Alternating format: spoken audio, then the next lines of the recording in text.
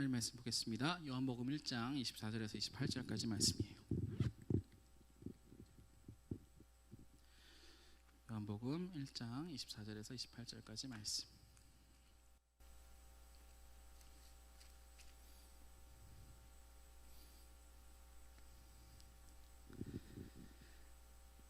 자, 우리 같이 한번 읽어볼까요? 한 목소리로 몇 절 안 되니까 시작. 보낸 자라 또 물어 이르되 네가 만일 그리스도도 아니요 엘리야도 아니요 그 선지자도 아닐진데 어찌하여 세례를 베푸느냐. 요한이 대답하되 나는 물로 세례를 베풀거니와 너희 가운데 너희가 알지 못하는 한 사람이 섰으니 곧 내 뒤에 오시는 그이라. 나는 그의 신발끈을 풀기도 감당하지 못하겠노라 하더라. 이 일은 요한이 세례를 베푸던 곳 요단강 건너편 베다니에서 일어난 일이니라. 아멘. 오늘 저는 세례 요한이 세례를 베푸시는 방금 읽었던 장면을 통해서 짧게 하나님의 말씀을 좀 나누려고 합니다. 여러분 아까 광고가 나갔지만 우리가 이제 코로나 상황으로 인해서 따로 개별적으로 우리 부서의 수련회를 갖지 못하는 상황이에요. 그래서 그냥 지나가려다가 이제 8월달 한 달 금요일날 이렇게 말씀을 좀 나누면 좋겠다 생각을 해서 이렇게 계획을 했으니까 여러분 강제는 아니지만 우리 같이 좀 참여했으면 좋겠고요. 뒤에 이제 어떤 주제를 가지고서 나누는지 이제 있으니까요 참고를 해주면 좋겠어요. 제가 여러분 성경을 잘 읽으시려면 하나님께서 성경을 주셨을 때 어떠한 물론 이제 저자를 통해서 기록했지만 사람을 통해 기록했지만 어떠한 의도를 주셨을 거 아니에요. 어떻게 읽으라라는 어떠한 어떤 가치관을 가지고 어떤 세계관을 가지고 성경을 읽었으면 좋겠다라는 의도가 있는데 그것을 잘 이렇게 정리하고 성경을 읽는 것과 그러지 않는 것은 정말 큰 차이가 있어요. 제가 오늘 요한복음 나누다가도 사실 이렇게 더 많은 걸 못하는 거는 이렇게 요거를 설명하기 위해서는 그 앞에 있는 거 설명해야 되는데 그 앞에 있는 거 설명하고 또 앞에 있는 거 설명해야 되고 이런 작업을 하면은 우리가 30분 안에 못 끝나겠죠. 그러니까 그로 배경 작업을 우리가 조금 필요하다. 그걸 이제 이번 금요일마다 할 거예요. 그러니까 여러분 많이 참여해 주셔서 함께 은혜 나눴으면 좋겠습니다. 여기 계신 분들 중에서 세례 안 받으신 분 혹시 계십니까? 물구나무 한번 서보세요. 아무도 없으시군요. 다 받으신. 화이팅. 처음이잖아요. 여러분 지금 처음에 힘들면은 그 쌍방과실이에요. 중반쯤 돼서 제가 여러분을 재운다거나 무슨 말인지 못 알아먹거나 그러면 이제 제 일반 과실인데 초반에 이제 여러분과 함께 애쓰지 않으면 쌍방과실이니까 보험사를 그렇게 부를 겁니다. 네, 집중해 주시고 이렇게 나아가시면 좋겠어요. 세례 다 받으셨죠? 네. 어렸을 때 어떤 낯선 남자가 와가지고 머리에 그 물을 끼얹더니 갑자기 너는 주의 자녀다 이렇게 이야기하는 유아 세례를 받으신 분도 계실지 모르겠어요. 성질 났으셨는지 모르겠지만 되게 많은 아이들이 울지 않습니까? 기분 나빠서 우는 거예요. 갑자기 와서 이제 참을 이렇게 하면서 나랑 합의도 안 한 상태로 이게 너는 주의 자녀야 이러니까 그런 거 아니겠습니까? 성인 돼서 혹시 세례를 받으신 분 계세요? 성인이라고 하면 이제 조금 이렇게 20살 넘어서 그런 분 안 계신가? 다 여기 모태신앙인가요? 아니신 분이 계세요. 건희 형제 세례 받았어요? 네, 언제 받았어요? 16살. 입교한 거예요? 아니면 세례를 받은 거예요? 세례. 여기 하겠습니다. 그 입교랑 세례가 뭔지는 아시죠? 유아 세례를 받은 사람은 신앙 고백을 받고서 입교를 해요. 우리 교리와 우리가 믿고 있는 신앙 고백을 다 받습니다라는 고백을 하고 이제 성인이 돼서는 세례를 받죠. 어쨌든 다 여기 계신 분들은 세례를 다 받았을 거라 생각합니다. 여러분 세례라는 것이 왜 기독교 역사 속에서 이렇게 중요하냐면 원래는 침례가 맞아요. 그래서 이게 침례교는요 여기 세례라 기록한 것을 다 침례로 읽더라고요. 그래서 우리는 세례 요한 그러잖아요. 거기는 침례 요한 이렇게 불러요. 좀 당황했어요. 왜 자꾸 침례라고 그러지? 생각을 해보니까 그 당시는 요단강 물에 이제 머리를 집어넣고 다시 빼지 않습니까? 지금이야 우리가 약식이죠. 물을 얹으면서 우리가 그런 의미 부여를 갖고 있는 것이지만 그 당시는 그 강가에 머리에 물을 집어넣으면서 나는 죽었습니다 라는 고백이 있고 다시 나왔을 땐 나는 새 사람이 되었습니다 라는 신앙 고백으로서의 그런 표징을 갖고서 이런 행동들을 했다는 거예요. 그런데 세례 요한이 우리 저번 시간에 우리가 살펴보았듯이 어떠한 존재였냐면 나는 그리스도가 아니다. 나는 메시아가 아니다. 너희들이 기대하던 구원자가 아니다 라는 이야기를 했고, 그럼 너가 기다리던 그 구약에서 말했던 모세가 말했던 또 다른 그 선지자냐, 어떤 선지자를 기다리고 있었는데 그게 세례 요한이냐라고 말하고 그것도 아니다. 그럼 너가 엘리야냐? 엘리야도 아니다 라고 얘기하면서 이사야서 말씀을 인용하는 것을 말씀드렸어요. 이사야서 말씀을 인용하면서 어떤 말을 했냐면, 이사야서가 앞에 있는 1장부터 이제 39장까지는 이제 그 징벌, 하나님의 죄에 대한 심판에 대한 메시지인데, 그 뒤에 있는 말씀을 회복에 대한 말씀이라고 제가 말씀드렸죠. 그 회복을 전하는 것, 즉 하나님의 심판이 임한 이 세상 속에서 하나님의 약속, 그 회복이 임할 것이라는 약속을 전하는 소리가 바로 나다 라는 이야기를 세례 요한이 했다는 거예요. 나는 소리다, 나는 음성이다, 이제 하나님의 회복이 임할 것이다 라는 것을 전하는 소리라는 거예요. 그 소리로 내가 존재한다는 것이죠. 그래서 우리도 역시 하나님의 소리로서, 즉 하나님의 회복이 이 땅에 임했고 하나님의 회복이 완전히 임할 것이다 라는 그 소리로서 우리의 인생을 살아가는 것이 주님의 부르심에 맞는 모습이다라는 말씀을 저번 주에 살펴본 것입니다.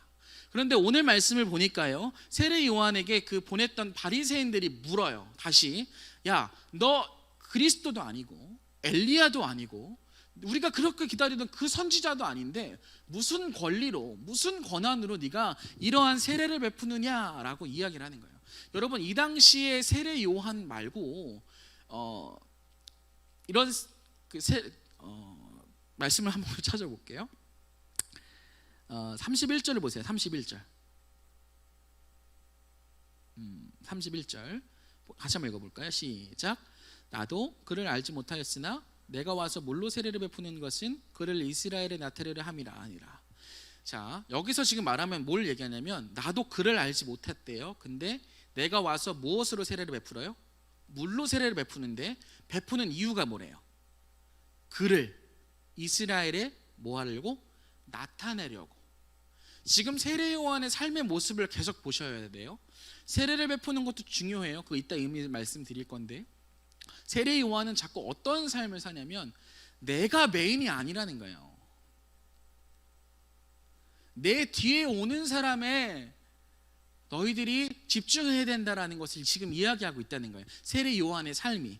그래서 그 25절에 얘기하는 거잖아요. 물어 이르되 네가 만일 그리스도도 아니요 엘리야도 아니요 그 선지자도 아닐 건데 어찌하여 세례를 베푸느냐, 왜 어떠한 권리로 네가 세례를 베푸냐라는 질문의 답이 바른 답이라면 어떻게 해야 돼요?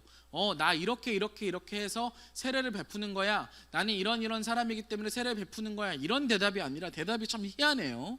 뒤에 말씀 26절이에요. 같이 한번 읽어볼게요. 시작. 요한이 대답하되 나는 물로 세례를 베풀거니와 너희 가운데 너희가 알지 못하는 한 사람이 섰으니. 자, 무슨 말이에요? 너 어떤 권한으로 세례를 베풀어? 너 왜 세례를 베푸는 거야? 라는 질문에 나는 지금 무엇으로 세례를 베푼다고 대답을 해요? 물로 세례를 베푼다, 이런 얘기를 하는 거예요. 생뚱맞지 않으세요? 어떠한 권리로, 어떠한 권한으로, 이 목적이 무엇인지 물어보는 것 대답해서 나는 물로 세례를 베푸는데 너희 뒤에, 내 뒤에 한 사람이 섰어, 이 이야기를 하고 있다는 것이죠.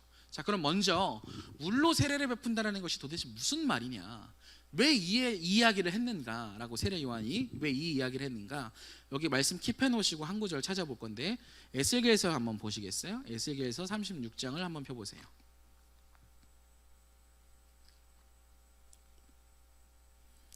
에스겔서 36장.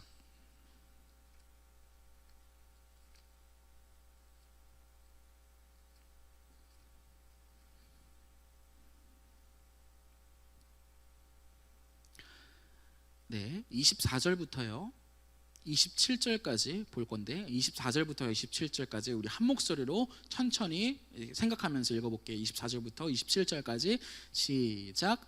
내가 너희를 여러 나라 가운데서 인도하여 내고 여러 민족 가운데서 모아 데리고 고국 땅에 들어가서 맑은 물을 너희에게 뿌려서 너희로 정결하게 하되 곧 너희 모든 더러운 것에서와 모든 우상 숭배에서 너희를 정결하게 할 것이며 또 새 영을 너희 속에 두고 새 마음을 너희에게 주되 너희 육신에서 굳은 마음을 제거하고 부드러운 마음을 줄 것이며 또 내 영을 너희 속에 두어 너희로 내 율례를 행하게 하리니 너희가 내 규례를 지켜 행할지라. 아멘.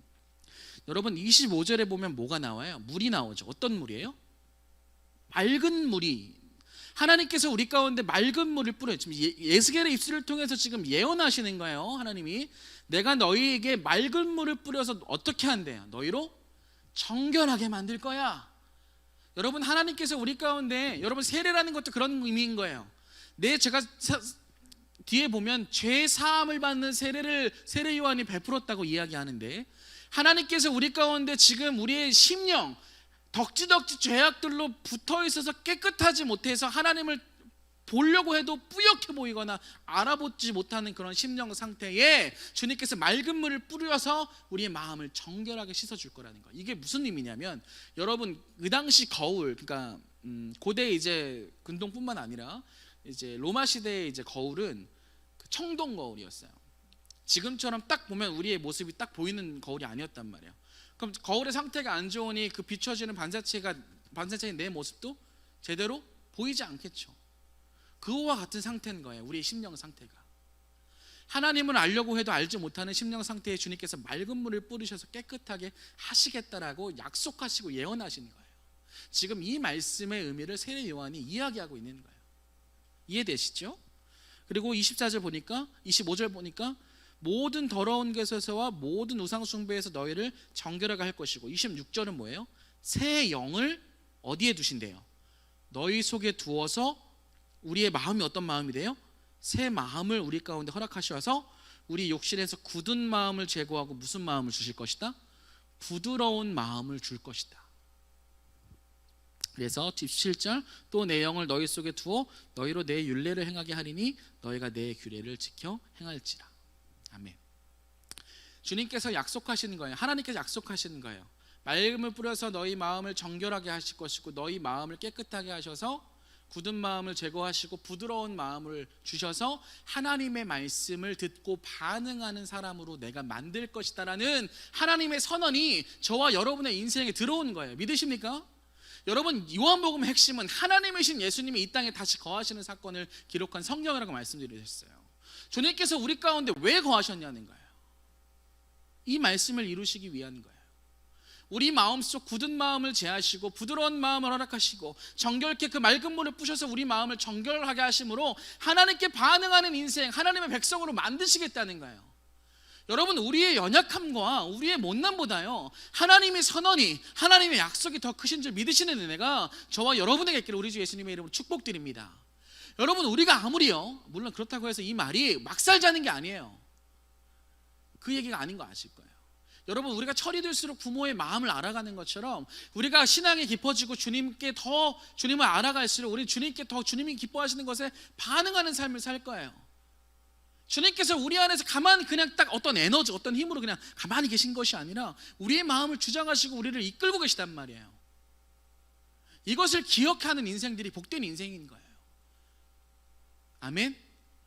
맑은 물을 뿌려서 내가 너희의 마음을 정결하게 할 것이고 굳은 마음을 제거하고 새 마음을 주고 새 영을 너희, 즉 성령 하나님께서 우리 안에 거하심으로 우리 가운데 주의 말씀의 요구가 로마서 8장 말씀처럼 이루어지는 인생으로 만들 것이다. 근데 왜 하나님께서 이런 일을 하실까요? 에스겔에서 아직 안 빼셨죠. 그 위를 보시면 23절 보세요. 23절 22절 23절 읽을 거예요. 우리 한 목소리 읽을게요. 시작. 그러므로 너는 이스라엘 족속에 이르기를 주 여호와께서 이같이 말씀하시기를 이스라엘 족속아 내가 이렇게 행함은 너희를 위함이 아니요 너희가 들어간 그 여러 나라에서 더럽힌 나의 거룩한 이름을 위함이라. 여러 나라 가운데에서 더럽혀진 이름 곧 너희가 그들 가운데서 더럽힌 나의 큰 이름을 내가 거룩하게 할지라. 내가 그들의 눈앞에서 너희로 말미암아 나의 거룩함을 나타내리니 내가 여호와인 줄 여러 나라 사람이 알리라. 주 여호와의 말씀이니라. 아멘.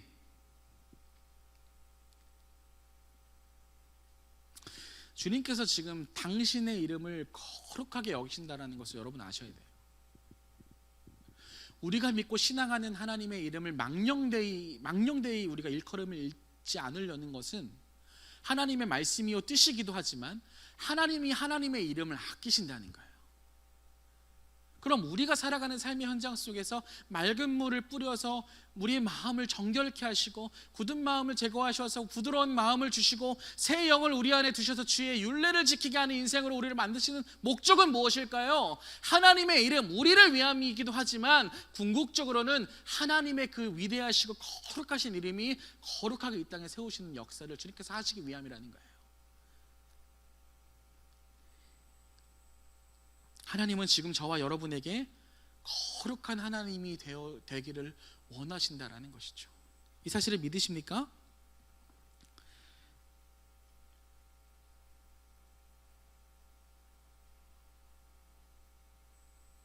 그래서 지금 세례 요한이 세례를 베푸는 자들에게 이렇게 이야기하는 거예요. 세례를 베풀면서 그걸 물어보는 자들에게 이야기하는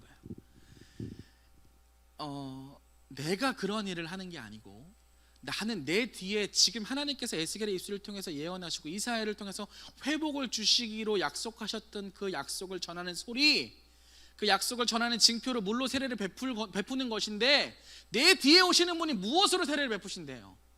성령으로 세례를 베푸신다고 하잖아요. 새 영을 너희에게 두신다는 말씀이 이 말씀으로 이루어지는 거예요.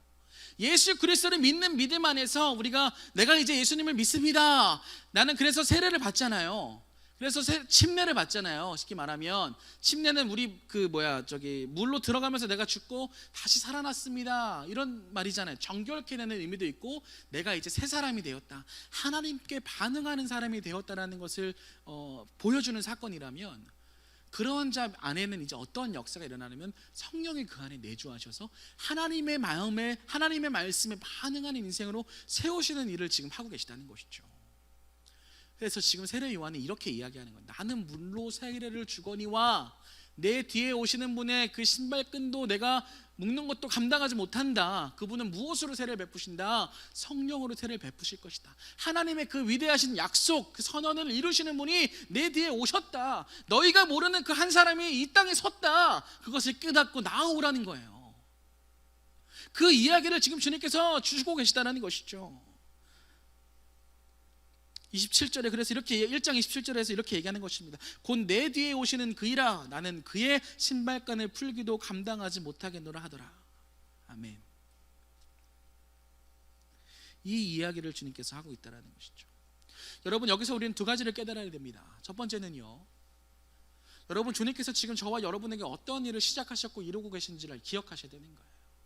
여러분, 우리가 살다 보면요, 우리의 마음이요, 우리가 생각하지 못하는 형식 속에서 너무 그게 당연한 것처럼 받아들여지는 마음이 있어요. 근데 제가 전에도 우리가 감정을 회복하셔야 돼요 라는 말씀, 6월달 사경할 때 이런 말씀 드린 적이 있어요.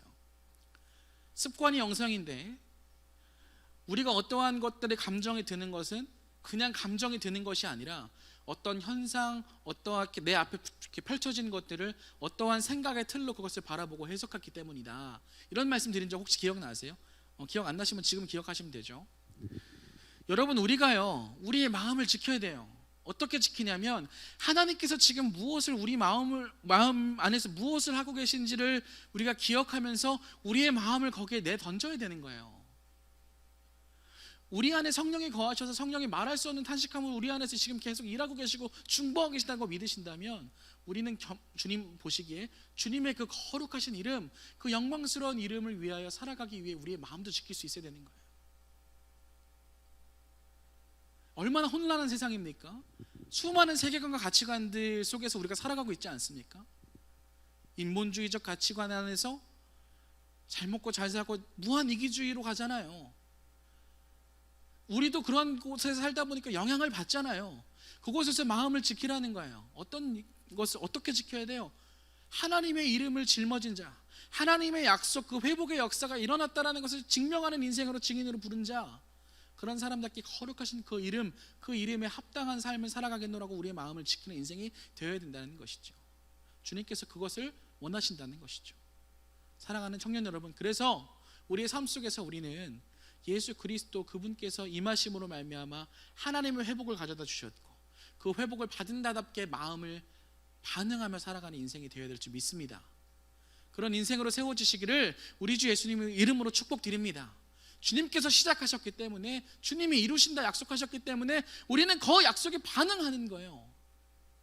그래서 사도 바울도요, 하나님의 말씀, 율법의 요구가 이루어지게끔 하기 위하여 나아갈 때에 성령의 충만이 임한다고 말하고 있잖아요.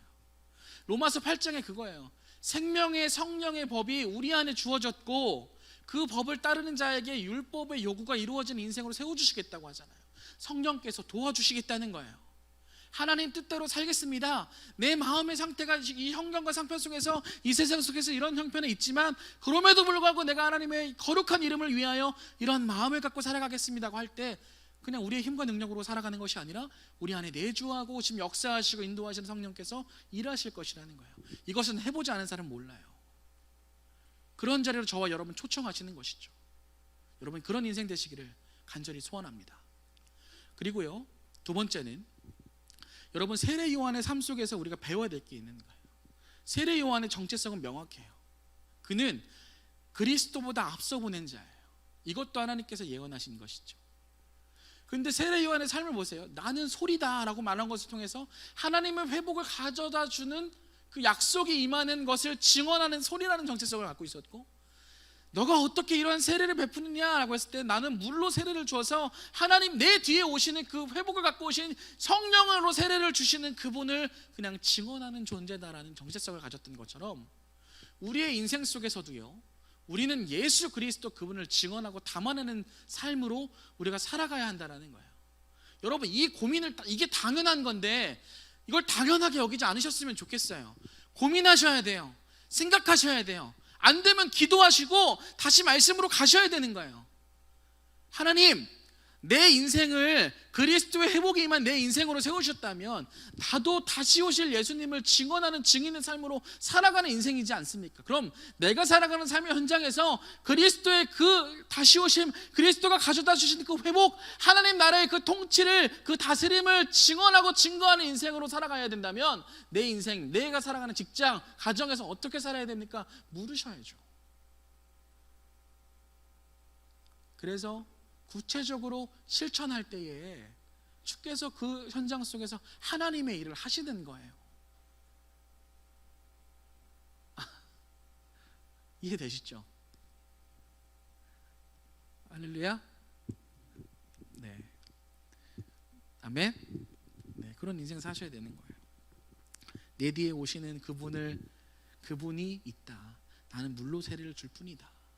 근데 이것을 봐라.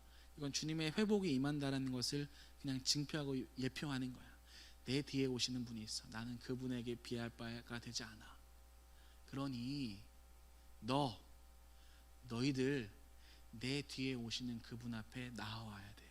그리스도의 회복이, 그 회복, 하나님께서 주시고자 하는 회복이 일어날 거야. 이러한 정체성으로 저와 여러분을 부르셨다는 것이죠. 성령 하나님께서 그 일을 지금도 하고 계시다는 것을 믿으시는 은혜가 있었으면 좋겠습니다. 그래서 기억하셨으면 좋겠어요. 아니, 기억났으면 좋겠습니다.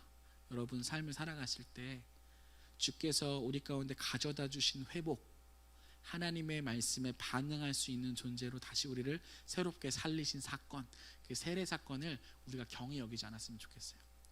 교회에서 세례 받는다는 것은 엄청난 일인 거예요. 그냥 성도 교인 한 명 늘었다, 이게 아니에요. 이제 하나님의 사람, 하나님의 회복을 받은 존재가 늘어나는 거예요. 세워지는 거예요. 엄청난 일이라고요. 여러분 지금 엄청난 일을 받으시고 여기 앉아 계시는 거예요. 어떻게 꽃이라도 하나씩 사드려야 되나? 예? 축하해요. 예? 축하한다고요. 그런 인생 되셔야 되는 것이죠. 여러분, 그리고 마지막으로 제가 부탁드립니다. 여러분, 하나님의 회복은요 한 번 받는 게 아니에요. 우리에게 결핍이 있다는 거 주님 잘 아셔요. 여러분, 우리 솔직히 알잖아요. 우리 안에 부족함이 있다는 거. 그럼 여러분 어떻게 그때 살아가세요? 뭐 원망하세요? 불평하세요? 아니면 그냥 막연하게 하나님께 부르짖으십니까? 여러분 그렇게 가지 마셔요. 주님이 어떠한 분이신지 이제 알았으니까 주님께서 우리 안에 거하시면서 어떠한 일을 하시는지, 여러분 약함은요 주님 안에서 강함이 될 수 있다고 사도 바울도 고백하는데, 우리가 거기서 그 강함이 되는 것은 어떠한 가치관을 갖고 살아가는 것이냐면, 이것을 통해서 하나님의 거룩한 이름이 거룩하게 되어지는 일들은 계속 지금도 일어난다라는 전제하에 일어나는 거예요. 내가 부족해도 하나님의 거룩한 이름 엄밀히 말하면 떨어지지 않을 거예요. 내가 뭐라고 그 하나님의 거룩한 이름이 떨어지겠어요. 근데 이거는 반면에 막살나는 의미는 분명히 아닌 거 여러분이 동의하실 거고, 하나님은 내 인생 가운데 하나님의 이름이 거룩하게 되어지는 역사를 지금도 하고 계신다라는 것을 기억하셔야 된다는 거예요. 그래서 이번 한 주간뿐만 아니라 앞으로 살아가는 인생, 주님께서 다시 우리를 불러주실 때까지 우리의 인생 안에는 우리 안에 짊어진 그 이름, 그 하나님의 이름이 거룩하게 되어지는 인생이 되기를 소망하시며 살아가시는 인생들이 되어야 된다는 것이죠. 가정에서도 직장에서도. 여러분 그렇게 살아가시겠습니까? 그런 은혜 하나님께 구하시겠습니까? 주님의 회복이 그런 자들에게 임할 줄 믿습니다. 그러한 결핍이 있어도 괜찮아요. 주님이 채우실 거고 주님의 일을 하실 거예요. 우리는 하나만 기억하고 가면 되는 거예요. 하나님의 그 거룩하신 이름을 내가 경히 여기지 않겠습니다. 그런 자들에게 주께서 주고자 하시는 회복과 소망이 임할 줄 믿습니다. 세례 요한처럼 나는 아무것도 아닙니다. 내 뒤에 오실 분을 보시죠. 내가 짊어진 이름을 보셨으면 좋겠습니다라는 인생으로 이번 한 주간도 살아가시는 저와 여러분 되시기를 우리 주 예수님의 이름으로 축복드리겠습니다. 시간 같이 찬양하면서 기도했으면 좋겠는데, 우리 성령이 오셨는 아까 찬양했던 거 같이 찬양하면서 여러분 우리의 모습을 주님께 솔직하게 보였으면 좋겠습니다.